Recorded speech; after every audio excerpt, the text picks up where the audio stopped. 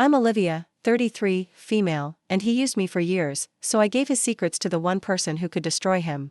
It's a chillingly simple summary of a decade of my life, a period where I was an indispensable ghost in the opulent, yet morally bankrupt, world of Julian Thorne. Julian was a real estate titan, a man whose name was whispered with a mix of awe and fear in every boardroom. And I was his shadow, his highly skilled, utterly discreet personal assistant.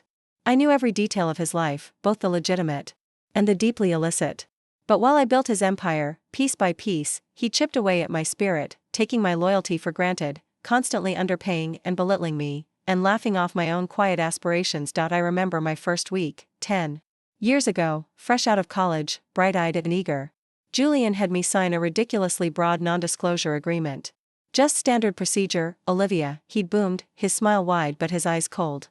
My business is sensitive. He then handed me a single, flimsy folder. Organize this. Everything. By tomorrow. It was a chaotic mess of legal documents, bank statements, and personal receipts, a foreshadowing of the disarray he created and expected me to tame. I stayed up all night, completing it perfectly. He glanced at it the next morning, grunted, and said, "Good. Now get me coffee." No praise, no acknowledgement, just a new demand. It was a pattern that would define our relationship. A few years into my tenure, Julian started expanding aggressively, often acquiring properties through opaque shell companies. I was the one who set up these intricate corporate structures, filed the ambiguous paperwork, and managed the flow of funds. One evening, I noticed a discrepancy, a large sum of money diverted from a community revitalization project into a private, offshore account. I quietly brought it to his attention, thinking it was an error. He chuckled, a deep, mirthless sound. "That's how business is done, Olivia. You wouldn't understand. Just make sure it's untraceable." My unease grew, but my need for the job, and the vague promise of a future promotion, kept me silent. The most galling example of his dismissiveness came during my annual review last year. I had worked tirelessly, often putting in 70-hour weeks, covering for his mistakes, and navigating complex legal loopholes. I had even helped him avoid a potential lawsuit that would have cost him millions. I bravely brought up my stagnant salary and my desire for a more substantial role, something with creative input. He leaned back in his leather chair, a smirk playing on his lips. "Olivia, you're excellent at what you do. You're invaluable as my assistant. But you're not a visionary. Stick to what you're good at. And about that raise, the market isn't what it used to be. Be grateful you have a job." He ended the meeting there, dismissing my decade of loyalty with a wave of his hand. His arrogance stung, but his cold dismissal of my ambition cut deeper than any insult. The cracks in my loyalty were starting to spiderweb, foreshadowing the inevitable shattering. Julian's dismissive attitude solidified my growing resentment, but it was his escalating cruelty that began to chip away at my last vestiges of loyalty. The more indispensable I became, the more he treated me as an extension of himself, not a person with feelings or aspirations. He had an uncanny knack for uncovering personal details about my life and using them against me, subtly twisting the knife. He knew about my dreams of becoming a professional photographer, a quiet passion I pursued in my limited free time. Instead of encouragement, he'd mockingly assign me tasks that involved taking amateur photos of building sites, then critique them harshly. "Is this your big artistic vision, Olivia? Looks like a snapshot from a cheap phone." He'd laugh, and I'd force a tight smile, the sting of his words a familiar ache. His unethical practices, which I once dismissed as just how business is done, grew more blatant. He started pushing the boundaries of legality, coercing smaller landowners into selling their properties for far below market value using thinly veiled threats and intimidation tactics. I was tasked with drafting the menacing letters, arranging the intimidating meetings, always under the guise of standard legal procedures. My hands would tremble as I typed, knowing the devastating impact these actions would have on innocent people, often elderly or vulnerable. The moral compromises I was making chipped away at my conscience. The true breaking point, however, came with the Riverbend development project. Julian had secured a prime waterfront property under dubious circumstances, displacing a close-knit, intergenerational community of fishermen and artists. I had heard their pleas, seen their eviction notices, felt their desperation. Julian dismissed them as collateral damage, obstacles to progress. He even had me write a public statement for him, portraying him as a benevolent developer offering generous relocation packages, a blatant lie. Then, one evening, I overheard him on a phone call, not realizing I was still in the office.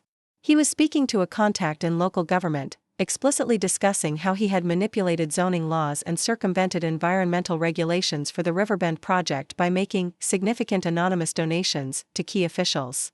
He laughed. A triumphant, guttural sound. They'll never trace it, and the community will be out of there by Christmas. Olivia handled all the paperwork beautifully. The words hit me like a physical blow. Olivia handled all the paperwork beautifully. I wasn't just his assistant, I was his unwitting accomplice in corruption, complicit in destroying lives.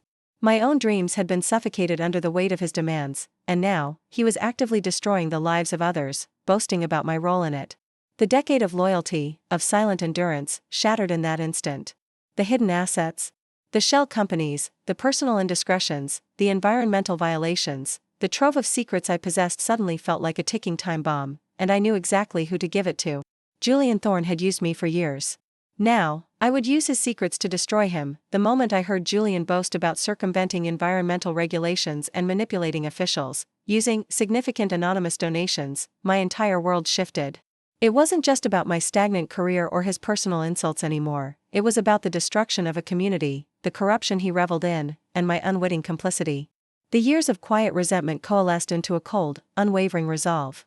He had used me to build his empire of lies, and now, I would use his secrets to tear it down. I didn't storm out, didn't scream, didn't even shed a tear. The emotions were too profound, too complex for such a simple release. Instead, a chilling calm descended upon me. I continued my work that evening with meticulous precision, but now, every document I touched, every email I drafted, was viewed through a new lens. I wasn't just processing information. I was gathering ammunition. Over the next few weeks, while maintaining my facade of the perfectly loyal assistant, I systematically began to copy every piece of incriminating evidence. Digital files were downloaded to encrypted drives, physical documents were carefully photographed or scanned.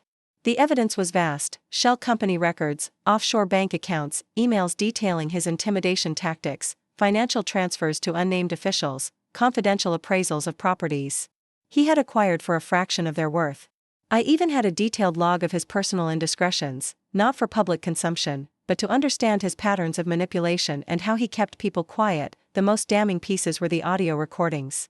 For years, as a routine part of managing his calls, I had an automated system that recorded all of Julian's phone conversations for record-keeping and legal protection. He had always insisted on it, never imagining it would be used against him.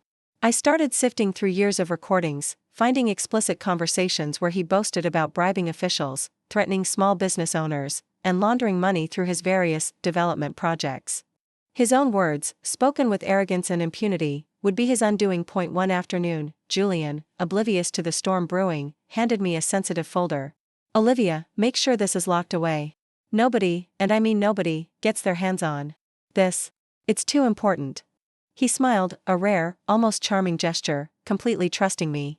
Inside was a ledger detailing a massive illicit cash flow tied to a series of offshore accounts.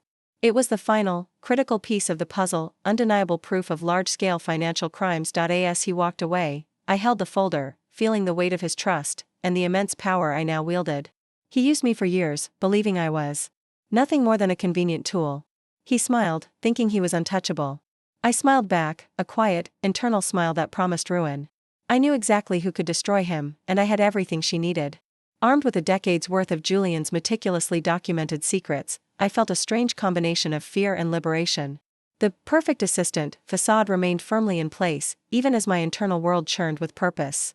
I continued to anticipate his needs, manage his chaotic schedule, and deflect his incessant demands, all while my mind buzzed with plans for his downfall. The true work, the work that mattered, had just begun. My first move was to secure the evidence. I created multiple encrypted backups, storing them in various secure locations, both digital and physical. I knew Julian's ruthlessness. If he ever suspected, he would come for me with everything he had. My survival depended on the absolute security of the information. I then began my research on Eleanor Thorne. I knew of her by reputation, a journalistic titan, a relentless investigator known for exposing corruption and taking down powerful figures. More importantly, I knew she had a long-standing, very public feud with Julian. Years ago, she had tried to expose him for a different land deal, but Julian, with his legal prowess and my unwitting assistance, had managed to shut her down. The experience had left her with a bitter taste and a renewed drive to see him fall. She was the perfect weapon, a force of nature driven by integrity and a personal vendetta. I meticulously studied her past articles, her interview style, and her methods. I knew she valued undeniable proof, sources who could stand up to scrutiny, and a compelling narrative. My goal wasn't just to hand her information. It was to present it in a way that was irrefutable, undeniable, and impossible for Julian to refute. The emotional toll was immense. Every day, I sat across from the man who had stifled my dreams, belittled my efforts, and corrupted my conscience. He continued to treat me as an extension of his will, his dismissive words like tiny cuts, but each cut only hardened my resolve. I had nightmares of him discovering my plan, of his charming smile turning into a predatory snarl. But then I'd remember the Riverbend community, the families he displaced, the officials he corrupted, and the image of his arrogant face as he dismissed my aspirations. The fear would morph back into a steely determination. I practiced my approach to Eleanor, rehearsing my words, anticipating her questions. I knew I couldn't just walk in and drop a bomb. I needed to build trust, to prove my credibility, and to demonstrate the sheer volume and damning nature of the secrets I possessed. The silence of my planning was deafening, the solitude a heavy cloak, but within it, the fire of retribution burned brighter than ever. I was no longer Julian's shadow, I was the architect of his reckoning. The time had come to approach Eleanor Thorne. It was a perilous step, one that could either bring Julian down or expose me to his wrath. I knew I couldn't walk into her office unannounced. Instead, I opted for a more discreet, calculated approach. I sent her an anonymous, encrypted email from a secure, untraceable account. The subject line was intentionally vague yet tantalizing, regarding Julian Thorne and his Riverbend project. The body of the email contained just enough detail to pique her interest without revealing my identity or the full extent of my knowledge. I mentioned specific dates related to the project, hinted at manipulated zoning permits, and referenced an anonymous donation that might interest her. I also included a single, blurry photograph of a key document, a partial ledger entry. I had copied, obscured enough to be unreadable but clear enough to suggest significant financial malfeasance. I ended the email with a single sentence: I have more. Much more. And it's all verifiable. I signed it, a concerned party. I waited. My nerves a taut wire. Within 24 hours, an encrypted reply arrived from Eleanor Thorne. Her message was curt and direct, intriguing. Provide proof of legitimacy. Meeting conditions will be stringent. State your terms. It was exactly what I expected from her. I responded, proposing a neutral, public location for our first meeting, a quiet corner booth in a bustling, anonymous coffee shop during peak hours, ensuring anonymity and safety. My terms were simple: complete anonymity until I felt secure, and a guarantee that she would pursue every lead to its absolute conclusion, ensuring Julian's full exposure. I also provided a small, encrypted snippet of one of Julian's recorded phone calls, where he explicitly discussed a payoff. Eleanor agreed. The meeting was tense. She was sharp, her eyes missing nothing, her questions piercing. I presented her with a fraction of my evidence, a detailed, meticulously organized timeline of the Riverbend project, cross-referenced with Julian's hidden financial transfers and the corresponding zoning changes. I played the full audio recording of Julian discussing the bribe. I showed her copies of the manipulated environmental reports. The sheer volume and irrefutability of the proof left her stunned. Her initial skepticism melted away, replaced by a cold, professional glint in her eyes. This is immense, Olivia, she finally said, her voice low. This is everything I've been looking for. This will bring him down. I gave her the complete digital archive, knowing I was handing over my life's work, and potentially, my life, to her. But as I watched her eyes light up with the hunger of a journalist on the verge of the biggest scoop of her career, I felt a surge of exhilaration. Julian's secrets were no longer mine to bear. They were hers, and she was the one person who could truly destroy him. The unveiling had begun, and the foundations of Julian Thorne's empire were about to tremble. Eleanor Thorne moved with the quiet efficiency of a predator. Once she had the full trove of Julian's secrets, she launched her investigation. She didn't publish immediately. Instead, she spent weeks meticulously verifying every detail, cross-referencing my evidence with public records, interviewing former employees who had been silenced by Julian, and even discreetly contacting members of the displaced Riverbend community.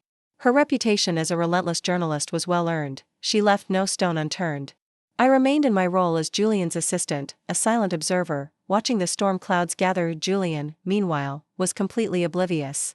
He continued his arrogant reign, belittling me, dismissing my observations, and planning his next grand acquisition. He was more confident than ever, convinced of his invincibility. His oblivious smile was a constant, mocking reminder of his hubris, fueling my quiet satisfaction. The exposé hit like a seismic event. Eleanor Thorne's article, titled The Unseen Architect, How Julian Thorne Built His Empire on Corruption and Deceit, was published simultaneously in a major national newspaper and an influential online investigative journal. It was a masterpiece of investigative journalism, meticulously detailing Julian's long history of bribery, fraud, environmental violations, and the systematic exploitation of vulnerable communities. Every secret I had given her was laid bare, supported by the irrefutable evidence I had collected for a decade. The audio recordings were particularly damning, featuring Julian's own voice boasting about his illicit activities. The public reaction was immediate and explosive. Julian Thorne, once a celebrated figure, became a pariah overnight. His name was dragged through the mud on every news channel, every social media platform. His business partners scrambled to distance themselves, fearing guilt by association. Legal investigations were swiftly launched by federal authorities and environmental agencies. I was at my desk when the news broke, watching the chaos unfold on multiple screens. Julian, who had been in a meeting, burst out of his office, his face ashen, phone pressed to his ear, shouting profanities. He saw me, frozen at my desk, watching the news. His eyes, usually cold and calculating, widened in dawning horror. He knew I was the concerned party. He lunged towards me, his face contorted with rage. You did this, you ungrateful little snake, he roared, his voice thick with fury. I didn't flinch. I just looked at him, my expression calm, and gave him a slow, deliberate smile. You used me for years, Julian, I said, my voice steady, betraying none of the internal tremors. You built your empire on lies, and you treated me like dirt. I merely gave your secrets to the one person who could destroy you. He staggered back, defeated. The phone rang incessantly in his office, reporters clamoring for a statement, lawyers demanding explanations. The world he had so meticulously constructed was crumbling around him, and he was powerless to stop it. As security guards, sent by his panicked board of directors, arrived to escort him from the building, I watched, my smile widening. He had used me, but I had used his secrets to ignite the fire that would burn his empire, and his reputation, to the ground. The final act of retribution was complete. Julian's downfall was swift and absolute. The legal investigations mounted, leading to indictments for fraud, bribery, and environmental crimes. His assets were frozen, his companies declared bankrupt, and his lavish lifestyle evaporated overnight. He became a cautionary tale, his name synonymous with greed and corruption. The man who had once commanded rooms with his presence was now stripped of everything, left to face the devastating consequences of his own hubris. I heard he eventually pleaded guilty to some charges, a shadow of his former self. For me, the aftermath was a journey of profound liberation and self-discovery. The decade spent under Julian's oppressive shadow had ended, leaving me free to finally pursue my own aspirations. Eleanor Thorne, true to her word, ensured my anonymity, but she also quietly offered me a reference, acknowledging my courage and meticulous work. Her respect meant more than any financial reward. I took some time for myself, traveling to places I had only dreamed of, capturing the world through my camera lens, pursuing my passion for photography that Julian had mocked. The act of creating, of seeing the world through my own eyes, was incredibly healing. The anger and resentment slowly faded, replaced by a quiet sense of empowerment and a renewed belief in my own worth. I realized that my decade as Julian's assistant, while painful, had also equipped me with an unparalleled set of skills: meticulous organization, discreet investigation, and an intimate understanding of complex systems. I decided to leverage these skills, not for another corrupt magnate, but for myself. I started my own consulting firm, specializing in discreet corporate intelligence and due diligence for ethical businesses, ensuring transparency and accountability. It was a stark contrast to Julian's world, and it was incredibly fulfilling. My life now is a testament to resilience. I'm no longer Julian's shadow, I am my own light. The secrets I held, once a heavy burden, became the catalyst for my freedom. He used me for years, believing I was nothing more than a tool in his scheme. But I learned that even the most unassuming person, armed with truth and unwavering resolve, can bring down an empire built on lies. My story is one of betrayal, yes, but more importantly, it's a story of reclaiming power, finding purpose, and ultimately, moving forward, free from the shadows of the past. After listening to today's story, perhaps it has raised some new questions in your mind. Every day on Reddit, new experiences and moments create fresh stories. We are all human. If you enjoyed this story, feel free to share it. Thank you for your time, and don't forget to keep an eye out for more stories coming soon.